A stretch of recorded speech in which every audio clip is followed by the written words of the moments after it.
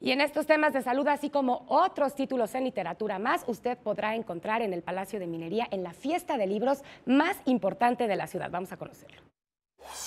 La Feria Internacional del Libro del Palacio de Minería se presenta por 38ª ocasión en Tacuba número 5. El objetivo es dar a conocer los casi 40,000 nuevos títulos de la industria editorial mexicana. También se llevan a cabo jornadas juveniles, conferencias, mesas redondas, presentaciones de libros y revistas, talleres y presentaciones de libros infantiles.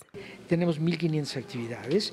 De esas 1,500 actividades, 936 son presentaciones editoriales, proyectos editoriales, libros electrónicos, revistas. No podía faltar, como cada año, un estado invitado. Este año estamos aquí en el espléndido stand de Querétaro. Miren ustedes todo lo que hicieron. En los 12 días de duración asistirán cerca de 150,000 personas que podrán recorrer los stands de más de 500 editoriales, quienes ofrecen una gran variedad de libros de diferentes géneros para todas las edades. Usted puede asistir de lunes a viernes de 11 a 21 horas. La entrada a estos días le costará 15 pesos y los sábados y domingos de 10 a 21 horas con un costo de 20 pesos. La entrada es gratuita para niños menores de 6 años y personas con capacidades especiales.